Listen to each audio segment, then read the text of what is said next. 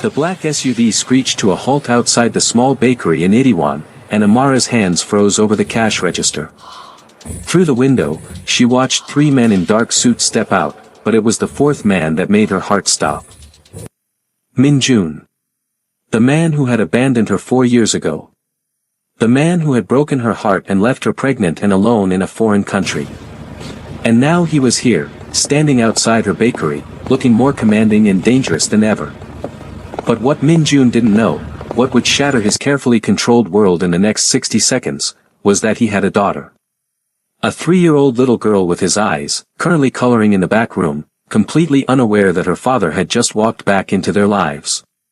Before we dive into this emotional roller coaster, make sure you hit that subscribe button and turn on notifications so you don't miss any of our incredible Afro-Korean love stories. Drop a like if you're ready for some serious drama, and comment below, Team Second Chance or Team Move On. Now, let's get into this story because what happens next will change everything. We're not open yet, Amara said, her voice barely steady, not looking up from the register she was pretending to count. Amara. That voice. Deep, controlled, with just a hint of the warmth she remembered from a lifetime ago. She forced herself to meet his eyes, those dark eyes that had once looked at her like she was his entire world. You need to leave, she said. Min Jun stepped closer, his men flanking the door. He looked different, harder somehow. The past 4 years had carved shadows under his eyes, but his presence still filled any room he entered. We need to talk. We needed to talk 4 years ago. You made your choice. Before he could respond, a small voice called from the back room. Mommy, can I have the purple crayon? Amara's blood turned to ice. Min Jun's eyes widened, his composure cracking for the first time. You have a child. The back door swung open, and 3-year-old Mina toddled out, her dark curls bouncing, clutching a drawing. She had Amara's warm brown skin and full lips, but those eyes, those unmistakable dark Korean eyes, were all Min Jun. The paper Min Jun was holding slipped from his fingers. Oh my God, he whispered. Amara scooped Mina up quickly. Go back to the room, baby. Mommy's working. But I want to show you my drawing. Mina protested. In a minute, sweetheart. Please. As Mina reluctantly retreated, Min Jun's face had gone pale. How old is she? Don't. How old, Amara? 3.5. You do the math. Min Jun staggered back a step, and one of his men moved to steady him, but he waved him off. Why didn't you tell me? Amara laughed, a bitter sound that held no humor. Tell you. I tried, Min Jun. I called you 37 times. I went to your office building. Your mother had security throw me out onto the street. Literally. I was 2 months pregnant, and they threw me out like garbage. I didn't know. You didn't want to know. There's a difference. Min Jun's jaw clenched. My mother told me you took money and left. She said you wanted nothing to do with me, that you'd moved back to America. And you believed her. Just like that. After everything we shared, you just believed I would disappear for money. The silence stretched between them, heavy with 4 years of pain and betrayal. Finally, Min Jun spoke, his voice rough. My father had just been killed. The organization was in chaos. I had people trying to assassinate me every other day. My mother said she'd handled it, that you were safe and wanted to move on. I was trying to survive and take control of the family business. I trusted her. Your trust destroyed me, Amara said, tears burning her eyes. I was alone in a foreign country, pregnant, with no money, no family. I had to build everything from nothing. Let me fix this. Let me be there for her. For both of you. Now you want to play father. Now, when she's already 3 years old. When you missed her first steps, her first words, every single milestone. Before Min Jun could answer, his phone buzzed. He glanced at it, and his expression darkened. I have to go. But this isn't over, Amara. That's my daughter, and I'm not walking away again. You don't get to decide that anymore. Min Jun turned at the door, his eyes meeting hers with an intensity that made her breath catch. I will be back. And Amara? I never stopped loving you. Not for a single day. Then he was gone, leaving Amara trembling and Mina peeking around the corner with curious eyes. The next morning, Amara's phone rang from an unknown number. Against her better judgment, she answered. Ms. Johnson, this is Secretary Park from Hanseong Group. Mr. Kong Min Jun would like to arrange a meeting to discuss his daughter. Tell Mr. Kong that any meeting needs to go through a lawyer. Ms. Johnson, Mr. Kong is prepared to offer substantial support for the child. My daughter has a name. It's Mina. And she doesn't need his money. Amara hung up, her hands shaking. She'd worked 3 jobs those first 2 years, learning Korean at night, building her bakery from a street cart to this small shop. She'd done it all alone, and she'd be damned if Min Jun thought he could just buy his way into their lives now. But fate, it seemed, had other plans. That afternoon, a sleek black Mercedes pulled up outside the bakery. This time, it wasn't Min Jun who emerged, but an elegant older woman in a designer hanbok. Amara recognized her immediately. Mrs. Kong. Min Jun's mother. The woman who had ruined her life. The bakery suddenly felt too small as Mrs. Kong entered, her face a mask of controlled disdain. So the rumors are true, Mrs. Kong said, her English perfect and cold. You really did trap my son with a bastard child. Amara's hands clenched into fists. Get out of my shop. This shop. Mrs. Kong looked around with barely concealed contempt. This is what you've accomplished. How pitiful. I offered you 5 million won to disappear 4 years ago. You should have taken it. You offered me blood money to abandon the man I loved. I threw it back in your face, and then you had me thrown out like trash. Mrs. Kong smiled, a sharp, cruel expression. And yet, here you are. Still trash, just in a slightly nicer location. I said get out. Not until you understand something clearly, Mrs. Kong stepped closer, her voice dropping to a venomous whisper. That child, if she really is Min Jun's, will never be accepted by this family. She's mixed, illegitimate, and the daughter of a nobody. You're deluding yourself if you think Min Jun will choose you over his responsibilities. Min Jun is a grown man. He makes his own choices. Mrs. Kong laughed. Is that what you think? My son is the head of one of the most powerful families in Seoul. Every decision he makes affects hundreds of people, billions of won, international connections. He doesn't have the luxury of playing house with his foreign mistake. We're not a mistake. And you need to leave. Now. I'm leaving. But hear this, Amara Johnson. I got rid of you once, and I'll do it again. Stay away from my son, or you'll discover exactly how powerless you really are in this country. Mrs. Kong swept out, leaving Amara shaking with rage and fear. She pulled out her phone and called her best friend, Ji Young, the only person who'd stood by her through everything. She came here, Ji. To my bakery. She threatened me. That witch, Ji Young spat. What did you say? I told her to leave. But Ji, what if she's right? What if Min Jun can't actually be with us, even if he wants to? Don't let that woman get in your head. You're a fighter, Amara. You've survived everything she's thrown at you. But what about Mina? She deserves to know her father, doesn't she? Ji Young sighed. That's not a question I can answer. But whatever you decide, I'm with you. If you're finding this story as intense as we are, hit that subscribe button and drop a comment telling us what you think Amara should do. Should she give Min Jun a chance, or protect her daughter from the Kong family?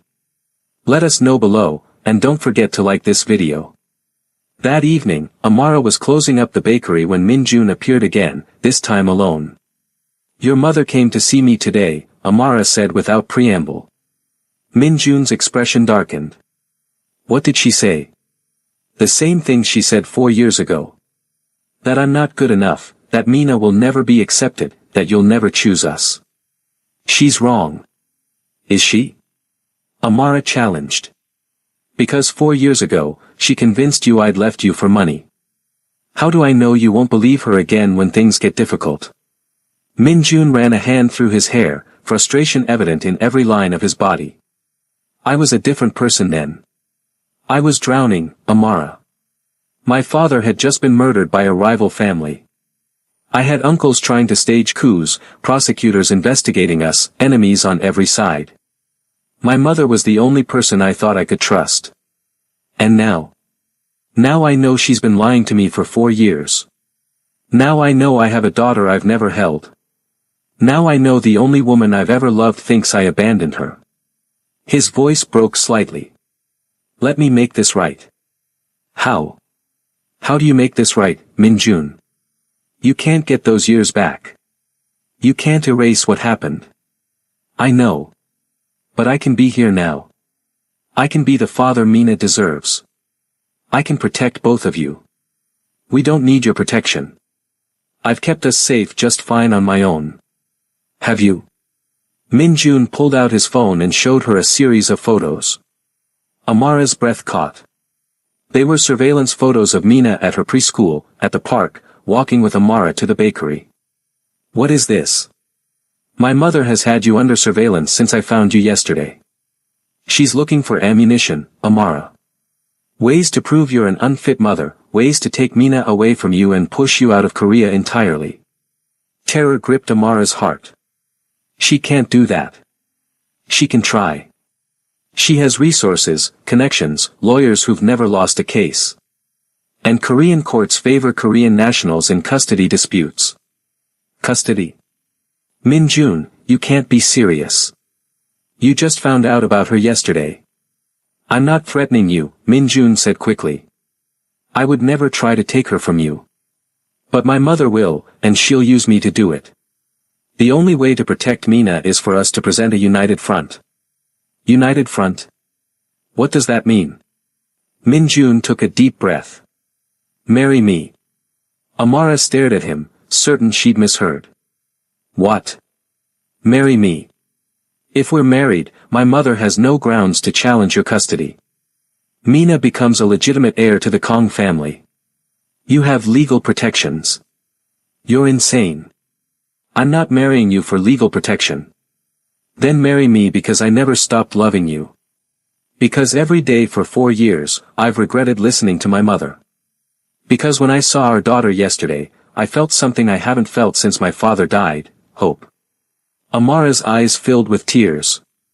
You broke my heart, Min-jun. I know. And I'll spend the rest of my life trying to earn your forgiveness. But right now, I'm asking you to think about Mina. My mother won't stop. She'll make your life hell, and she'll use every weapon she has to separate you from our daughter. I need to think. You have 24 hours. After that, my mother will file an injunction claiming you're an unfit parent and that as Mina's biological father, should have custody rights. You're threatening me now. I'm warning you, Min-jun said. The papers are already drawn up. My mother had her lawyers prepare them. I stole them from her office this afternoon. She's planning to serve you tomorrow night. He handed Amara a folder. Inside were legal documents, all in Korean, but she could make out enough to see he was telling the truth. Oh God, she whispered. Marry me, Amara. Let me protect you both. That's all I'm asking. After Min-jun left, Amara called Ji-young in a panic. He proposed. The man who abandoned you proposed. It's not romantic, Ji. It's strategic. His mother is going to try to take Mina. Can she really do that? I don't know. I'm a foreign national on a business visa. Min-jun is a powerful Korean citizen. If they want to make my life difficult, they can. So what are you going to do? Amara looked at the legal documents spread across her kitchen table, then at the photo of Mina sleeping peacefully in her bed. I'm going to protect my daughter. Whatever it takes. The next morning, Amara called the number Min-jun had left.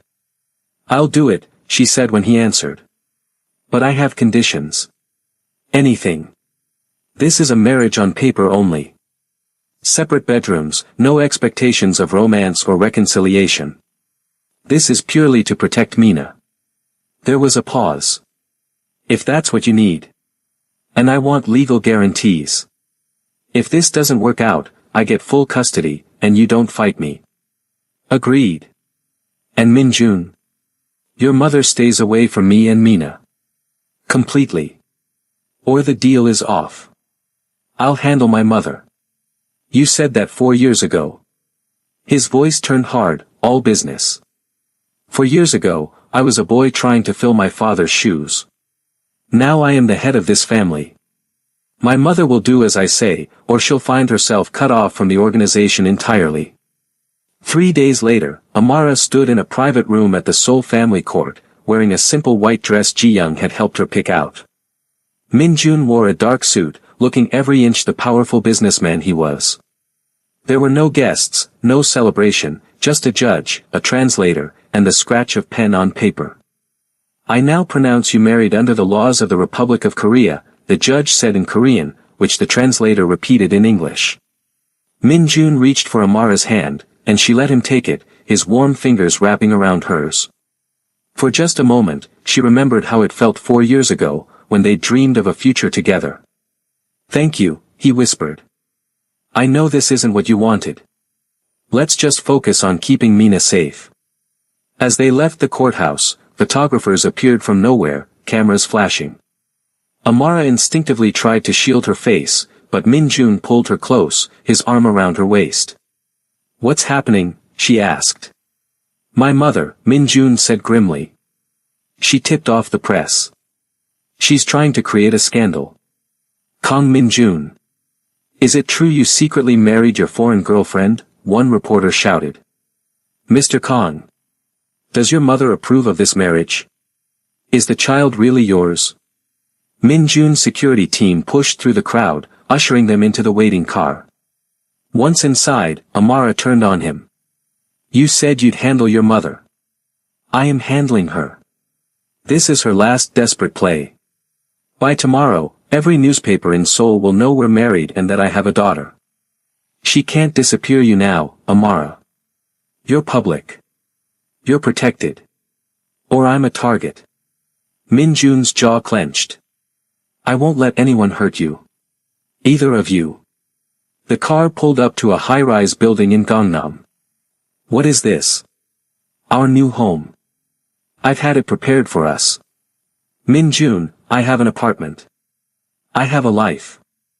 You have a one-bedroom apartment above a noodle shop in Itaewon. That was fine when you were invisible, but now you're the wife of Kang Min-jun. My enemies will use any weakness against me, and you and Mina are the biggest weakness I've ever had. We're not weak. That's not what I meant. He turned to face her fully. Amara, there are people who would hurt you to get to me. People who've killed for less. I need you somewhere secure, somewhere I can protect you.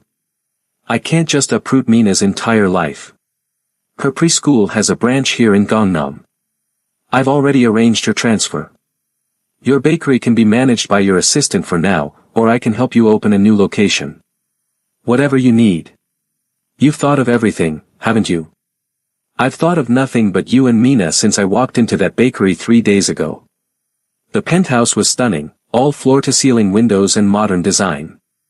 But what caught Amara's attention was the third bedroom, which had been transformed into a perfect little girl's room, complete with a princess bed, toys, and books.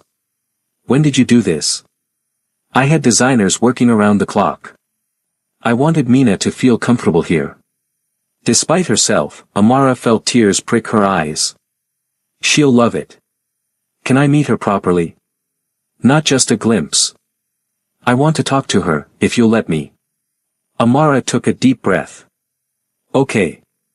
But Min-jun, you have to understand. To her, you're a stranger. We have to go slow. I'll follow your lead. That evening, Ji-young brought Mina to the penthouse. The little girl's eyes went wide as she took in the huge space and the city lights twinkling below. Mommy, is this a castle? No, baby. This is our new home. We live here now. Like princesses. Amara laughed despite the tears threatening to fall. Something like that. Min-jun emerged from the kitchen, and Mina hid behind Amara's legs. Mina, this is Min-jun. He's a friend of Mommy's. Min-jun knelt down to Mina's level, his expression soft in a way Amara had never seen. Hello, Mina. Your mother has told me wonderful things about you. Mina peeked out from behind Amara. Do you live in the castle too? I do. And I heard you like to draw. I got you some special markers for your room, if you'd like to see them. Mina's curiosity overcame her shyness. Real markers? Not baby ones. Real ones. 10 different colors. Mina looked up at Amara for permission, and she nodded. The little girl carefully approached Min-jun, who showed her to her new room. Watching him interact with their daughter, pointing out the different toys and explaining how the starlight projector worked, Amara felt something crack in her chest.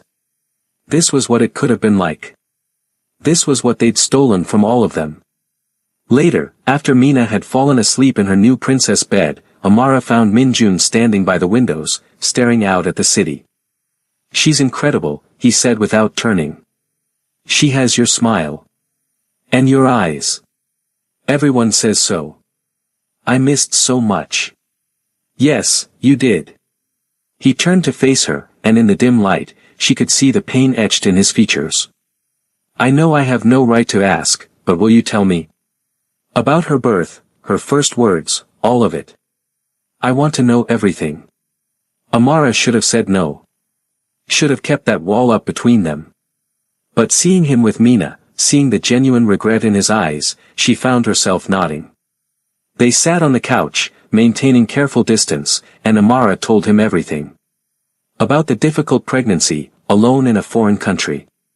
About the 20-hour labor with only Ji-young by her side. About Mina's first word, which was, Mama, a mix of languages reflecting her mixed heritage. About sleepless nights and tiny triumphs and the overwhelming love that had kept Amara going when she wanted to give up. Min-jun listened to every word, and when she finished, there were tears on his cheeks. I'm so sorry, he whispered. Amara, I'm so sorry you went through that alone. I wasn't alone. I had Ji-young. I had the Korean friends I made at the community center. I had Mina. But you should have had me. Before Amara could respond, Min-jun's phone buzzed. His expression darkened as he read the message. What is it? My mother.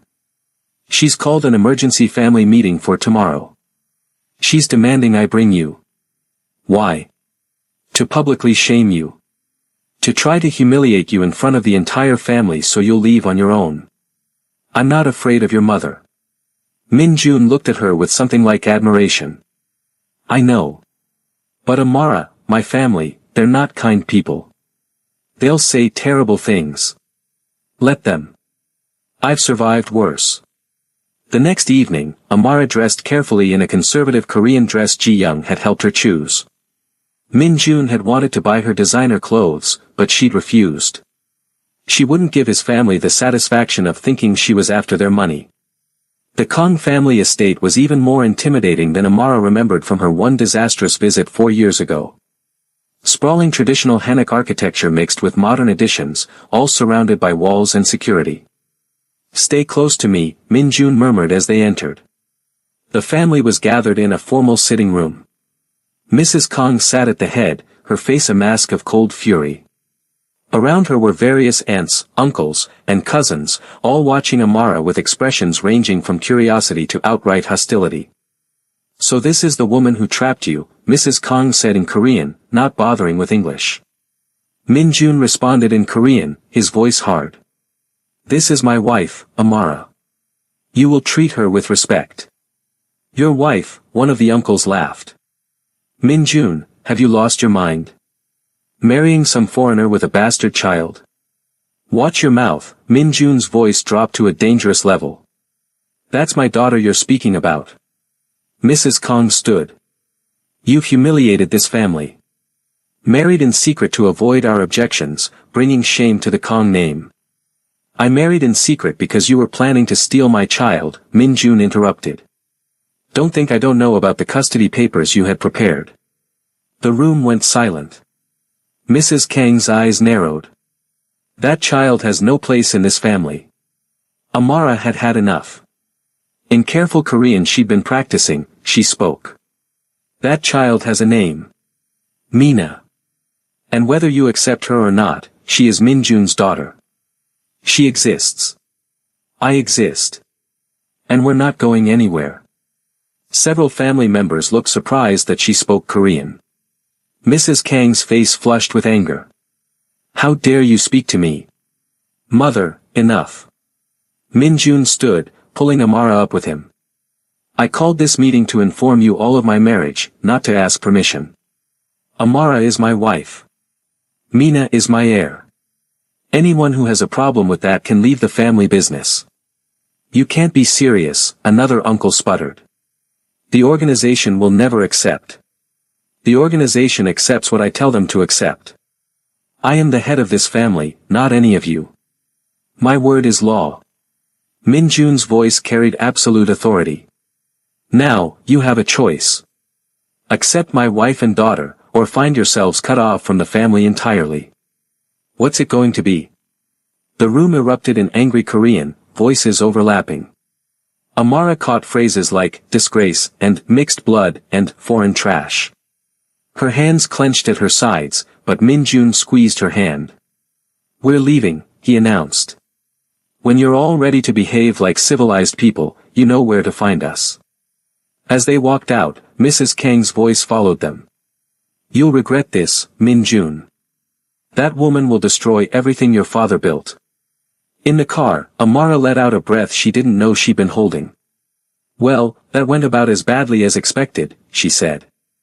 I'm sorry they're such dinosaurs. It's not your fault. Though I appreciate you standing up for us. Minjun turned to her, his expression serious. Amara, I need you to understand something. What I said in there wasn't just for show. You and Mina are my priority now. Not the business, not the family name. You. Minjun. I know you don't trust me yet. I know I have to earn that. But I meant what I said at the courthouse. I never stopped loving you. Love isn't enough. It wasn't enough 4 years ago. You're right. But maybe love plus action is. Let me show you I've changed. Let me prove that I'm the man you fell in love with. Amara wanted to argue, to keep her walls up, but the sincerity in his eyes made her pause. One day at a time, she finally said. That's all I can promise. That's enough. We're at the halfway point of this incredible story, and things are getting intense. If you're loving the drama, smash that like button and subscribe so you don't miss what happens next. Comment below, Team Amara or Team Minjun. And do you think his family will ever accept them? Let's discuss in the comments. Over the next few weeks, an uneasy routine developed. Minjun worked during the day but came home for dinner every night, sitting with Mina and slowly building a relationship with his daughter.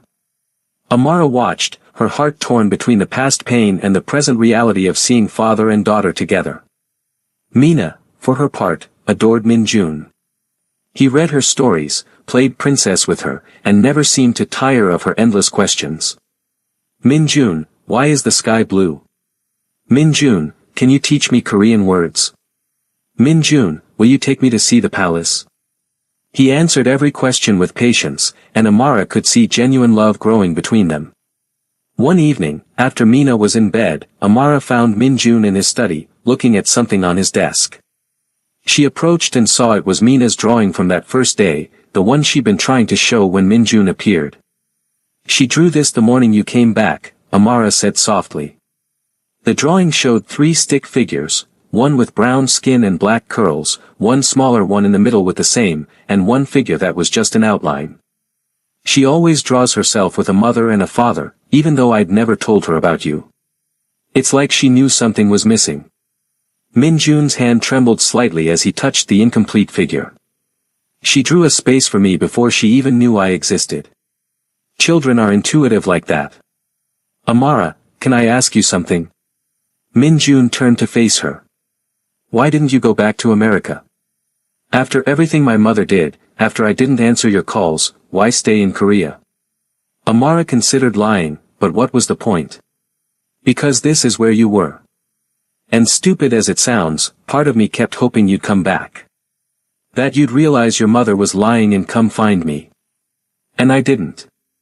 No. You didn't. So I built a life without you. I learned the language, made friends, started my business.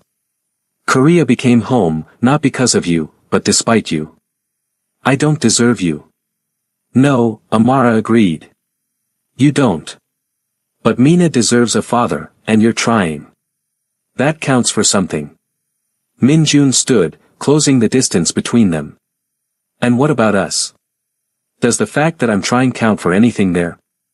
Amara's breath caught as he reached up, his fingers barely grazing her cheek. Min-jun. I know. One day at a time. But Amara, every day I wake up and see you in my home, see our daughter, and I remember what I lost. What I threw away because I was a coward who trusted the wrong person.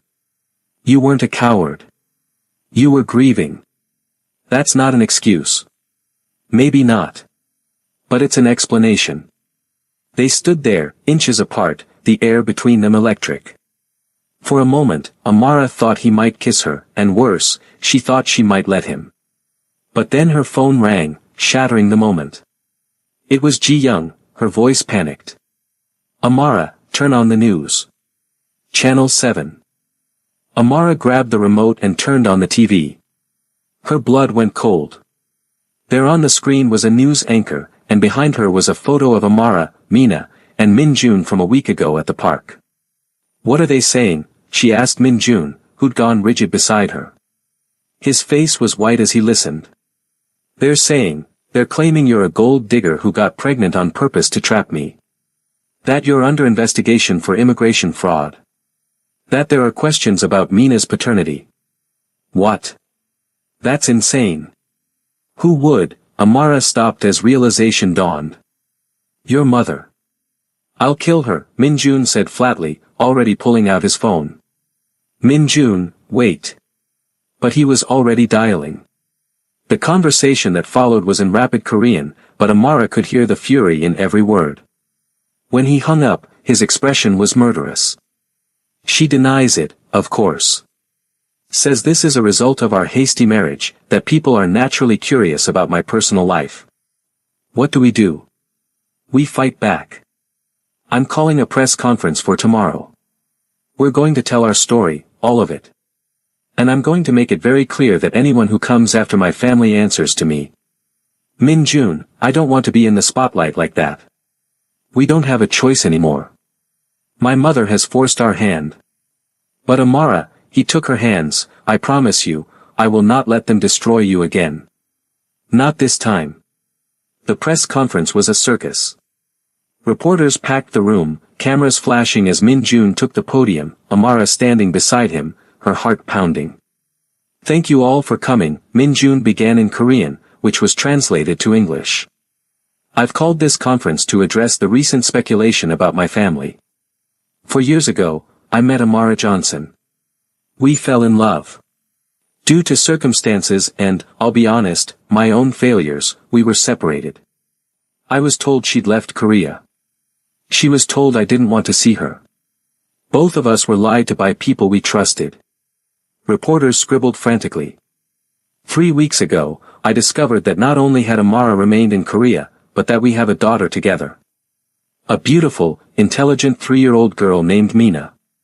The reports claiming paternity questions are false. Mina is my daughter, and I have the DNA test to prove it to anyone who doubts. He pulled out a folder and held it up. As for the claims that Amara is a gold digger or committed immigration fraud, those are malicious lies. Amara came to Korea 4 years ago on a student visa, which she converted to a business visa when she opened her bakery. She built a successful business on her own, without any help from me or my family. In fact, the Kong family actively tried to drive her out of the country.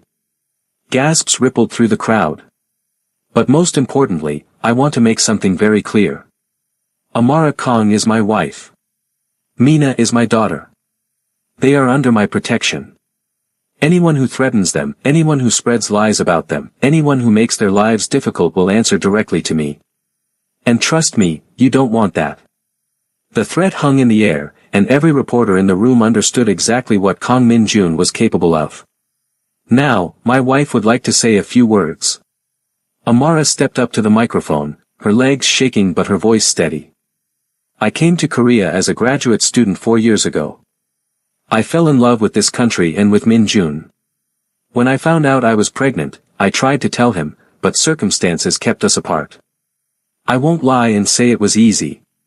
Being a single mother in a foreign country was the hardest thing I've ever done. But Korea gave me friends, opportunities, and a home. My daughter is Korean and American, and I'm raising her to be proud of both her heritages. To anyone who has a problem with that, I'm sorry, but we're not going anywhere. The reporters erupted with questions, but Min-jun guided Amara away from the podium, his security team creating a barrier. In the car, Amara finally let herself shake. Was that okay? Did I say the right things? You were perfect, Min-jun said, then pulled her into his arms. For the first time in 4 years, Amara let herself lean into his embrace, drawing strength from his solid presence. That night, the press conference was on every news channel. Public opinion was split. Some praised Min-jun for standing by his family. Others criticized him for marrying a foreigner and potentially weakening the family line. But the paternity questions stopped, and the immigration fraud claims disappeared. Mrs. Kang, however, was far from finished. 2 days later, Amara received a call from her landlord. The building housing her bakery had been sold, and the new owner was terminating all leases. Let me guess, she said to Min-jun, your mother bought the building. Min-jun's expression confirmed it. I'm sorry. She's more vindictive than I thought. It's fine.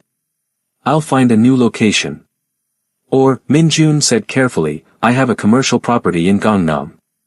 Prime location, high foot traffic. It's currently empty. Min-jun, I can't afford rent in Gangnam. I'm not asking for rent. Consider it my investment in our family business. It's not a family business. It's my business.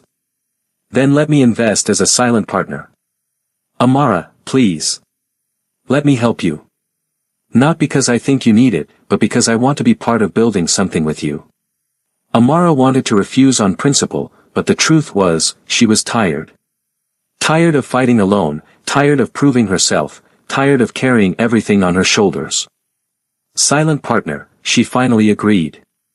You don't get a say in how I run things. Wouldn't dream of it. The new bakery location was incredible.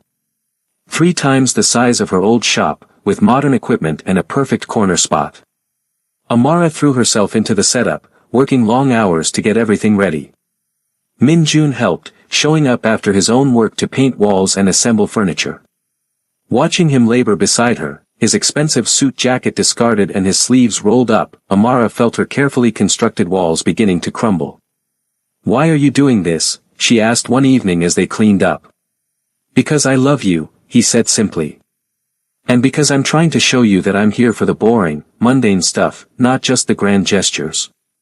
The press conference was pretty grand. That was necessary. This, he gestured around the bakery, this is what I should have been doing 4 years ago. Building a life with you. Min-jun. Amara set down her paintbrush. I'm scared. I'm scared to trust you again. I'm scared you'll choose your family over us when push comes to shove. Then let me prove you wrong. Every day, for the rest of our lives if necessary. He crossed to her, cupping her face in his hands. Amara, I was half dead for 4 years.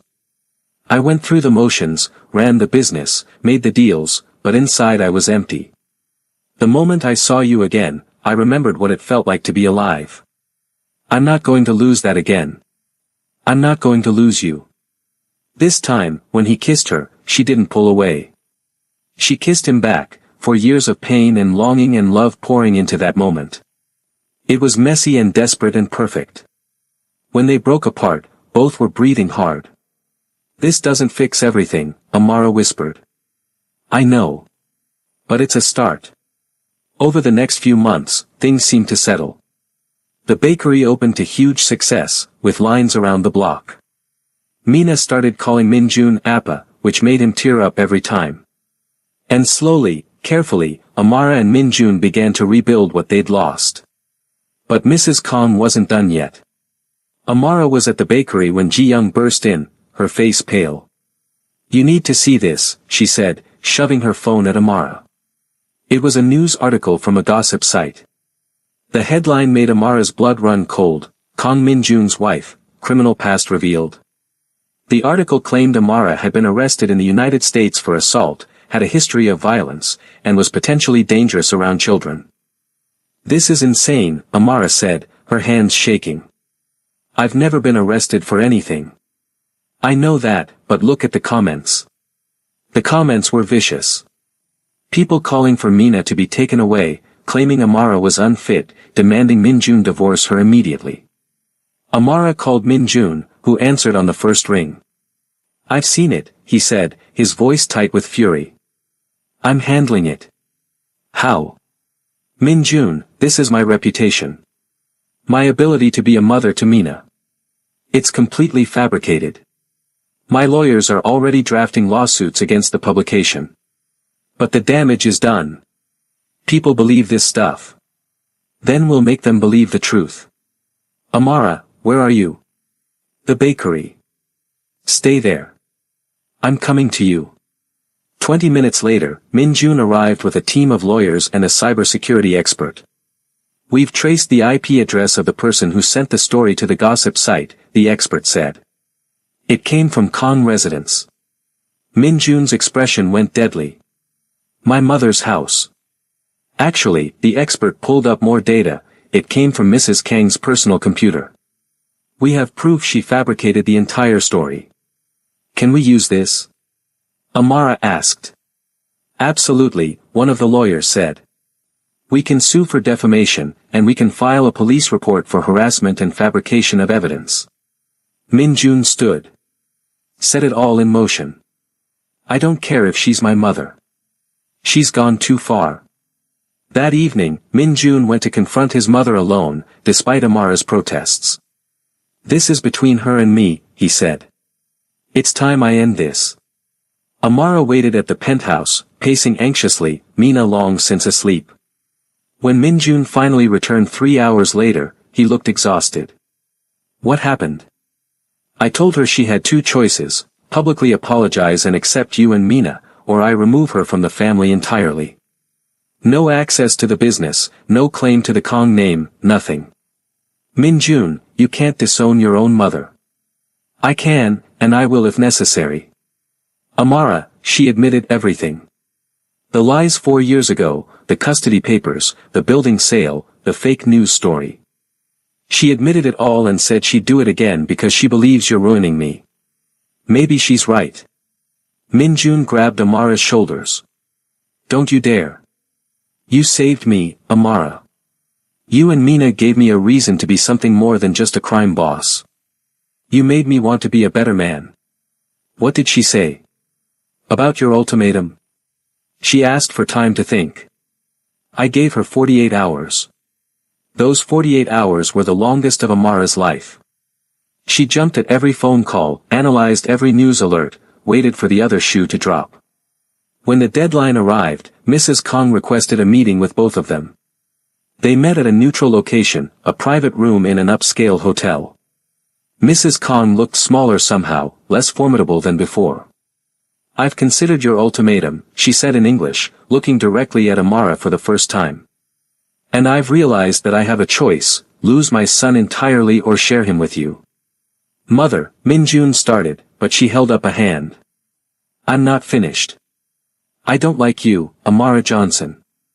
I don't approve of this marriage. I think you're wrong for my son, and I think your daughter dilutes our family line." Amara's hands clenched into fists, but Minjun squeezed her knee under the table. "However," Mrs. Kong continued, "I've watched my son over these past months. He's happier than I've seen him since his father died. He smiles. He laughs.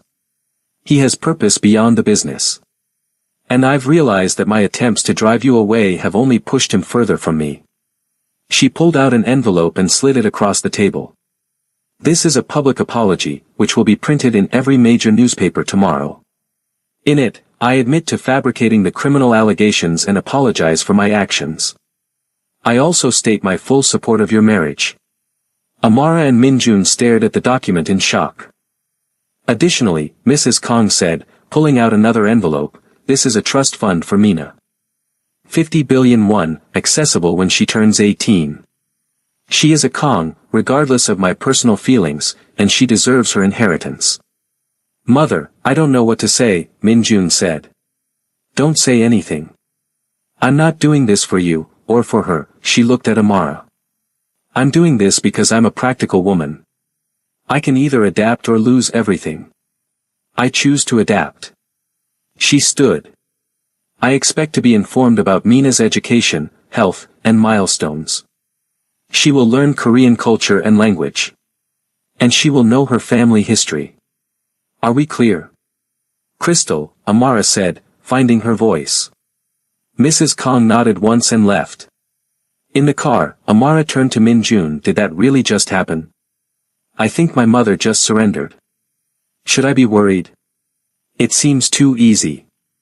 She's not doing this because she's had a change of heart.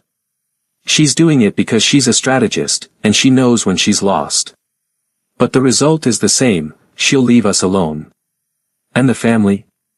Will follow her lead, as they always do. That night, Amara stood in Mina's room, watching her daughter sleep. Minjun came up behind her, wrapping his arms around her waist. We did it, he murmured. We protected her. You did it, Amara corrected. You stood up to your mother. You chose us. I chose you 4 years too late, but I chose you. Amara turned in his arms. Minjun, I need to tell you something. I'm listening. That day you walked into my bakery, I hated you. I hated you so much I could barely breathe. But watching you with Mina, watching you fight for us, somewhere along the way, I started to fall in love with you all over again. Amara. I'm terrified, she continued. Because loving you the first time almost destroyed me. But I can't seem to help it.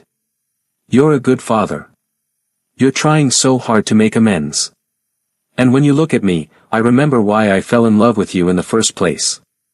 Minjun kissed her, tender and sweet. I'm terrified too.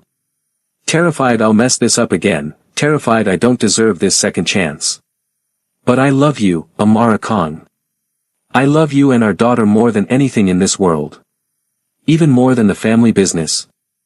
Especially more than the business. You are my family now. You and Mina. Everything else is just details. 6 months later, Amara stood in the garden of the Kong family estate, watching Mina play with her cousins.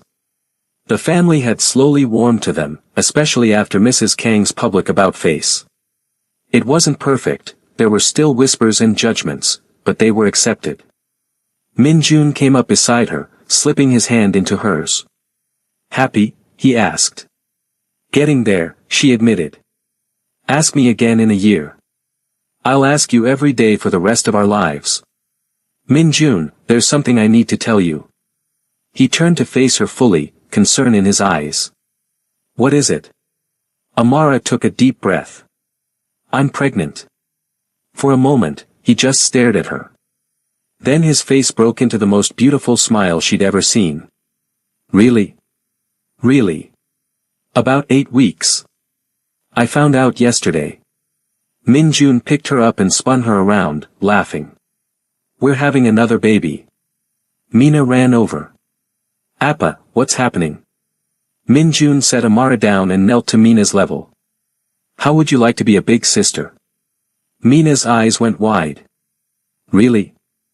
I'm getting a baby? Really?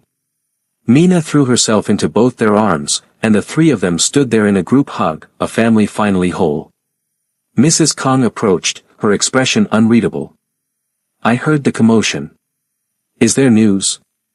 We're pregnant, Minjun announced, his arm around Amara. For the first time, Mrs. Kong smiled at Amara. It wasn't warm exactly, but it wasn't hostile either. Congratulations. I hope this one has an easier start than Mina did.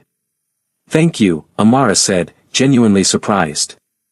As Mrs. Khan walked away, Ji-young appeared with champagne. I knew it, she crowed. I told you that you were glowing.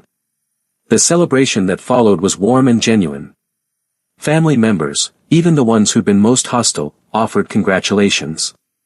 Toasts were made, plans were discussed, and for the first time, Amara felt like she truly belonged. That night, as she and Min-jun lay in bed, his hand on her still flat stomach, Amara reflected on the journey that had brought them here. Do you ever wonder what would have happened if you'd never walked into my bakery that day? She asked. Every day, Min-jun admitted. I think about all the time I wasted, all the moments I missed. But then I look at you and Mina, and I think maybe we ended up exactly where we were supposed to be. Even with all the pain. The pain made us stronger. Made me worthy of you. You're worthy of us, Amara said firmly. You proved that every day for the past year. I'll keep proving it every day for the rest of our lives. As Amara drifted off to sleep, she thought about the woman she'd been 4 years ago, young, heartbroken, alone. She'd survived what should have destroyed her. She'd built a life from nothing. She'd raised a daughter in a foreign country. And now, she had a family, a thriving business, and a future that looked bright. The journey hadn't been easy. There had been tears and trauma, betrayal and heartbreak. But standing on the other side of it all, Amara realized something important: she hadn't just survived. She'd thrived. And this time, when she built her dreams, she wouldn't be building them alone. We've reached the end of this incredible journey. If this story moved you, please hit that like button and subscribe for more amazing Afro-Korean love stories. Drop a comment and tell us, did Min-jun redeem himself? Should Amara have forgiven him sooner, or did she handle it perfectly? And what do you think they should name their new baby? We love hearing from you.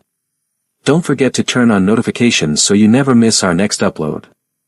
Thank you so much for watching, and we'll see you in the next story. 5 years later, Amara stood on the balcony of their penthouse, watching the Seoul skyline light up as evening fell. Behind her, she could hear Min-jun reading bedtime stories to their 2 children, 8-year-old Mina and 4-year-old Jun. Her bakery had expanded to 3 locations across Seoul, each one more successful than the last. She'd published a cookbook combining American and Korean baking traditions. She'd become a voice in the international community in Korea, helping other foreign mothers navigate the system she'd once struggled with alone. But more than any professional success, she was happy. Truly, deeply happy. Min-jun emerged onto the balcony, wrapping his arms around her from behind. They're finally asleep, he said. Mina wanted one more story, but I held firm. You're getting better at that. I'm getting better at a lot of things. Like being a husband. Amara turned in his arms. You know what I was just thinking about? What? That day you walked into my bakery. How terrified I was. How much I hated you. Thanks for the reminder, he said wryly. But also how that was the day everything changed. The day we started finding our way back to each other. Best decision I ever made, hunting you down. You know what the best decision I ever made was? What? Choosing to forgive you. Not right away, and not easily, but eventually. Because holding on to that anger was only hurting me. Min-jun kissed her forehead. I don't take it for granted, you know. This life we've built. I know how close I came to losing it all. We both almost lost it. But we fought for it. Together. In the distance, fireworks suddenly lit up the sky. Some celebration in the city, painting the night in brilliant colors. Make a wish, Min-jun said. I don't need to, Amara replied, leaning into his embrace. I already have everything I wished for. And as they stood there, wrapped in each other's arms, the city of Seoul sparkling below them and their children sleeping peacefully inside, Amara realized that sometimes the best love stories aren't the easy ones. Sometimes they're the ones that break you and remake you, that test you and strengthen you, that nearly destroy you before they save you. Their story had started with a lie and a betrayal. It had been forged in pain and loneliness. But it had been reborn in truth and dedication, in the courage to try again and the strength to forgive. It wasn't a fairy tale. It was better. It was real. And it was theirs. And that's where we'll leave Amara, Minjun, Mina, and little June, a family that was broken, abandoned, and nearly destroyed, but found their way back to each other against all odds. If this story touched your heart, if you felt every moment of Amara's pain and triumph, if you cheered when Minjun finally stood up for his family, then please show some love by hitting that like button right now. Your support helps us bring more incredible Afro-Korean stories to life. And if you haven't already subscribed, what are you waiting for? Join our family of over 2,000 subscribers who love these emotional, dramatic, real-life inspired stories. Hit that subscribe button and turn on the notification bell so you never miss our next upload. Trust me, the next story is going to blow your mind. Now, let's talk in the comments because I'm dying to know, do you think Amara forgave Minjun too easily, or did he truly earn his second chance? Would you have given him another opportunity after 4 years? And here's the big question, do you believe Mrs. Kang's change of heart was genuine, or is she just biding her time? Drop your honest thoughts below. I read every single comment and I love hearing your perspectives. Also, tell us, what should we name their second baby? We said it's a boy named June, but what would you have named him? Get creative in the comments. If you know someone who loves K-dramas, romance, or stories about overcoming impossible odds, share this video with them right now. Send it to your group chats, post it on your socials, spread the love. Before you go, check out the video I'm about to recommend on your screen. It's another incredible Afro-Korean love story that you absolutely cannot miss. Click it now and keep the emotions rolling. Thank you so much for spending the last 50 minutes with us. Thank you for caring about Amara's journey, for rooting for this family, and for being part of our amazing community. Your support means everything. Remember, everyone deserves a second chance, but not everyone earns it. Minjun earned his. What do you think? Until next time, keep believing in love, keep fighting for your happiness, and never let anyone make you feel like you're not enough. You are worthy. You are powerful. You are loved. See you in the next story. Peace and love, fam. Purple Heart.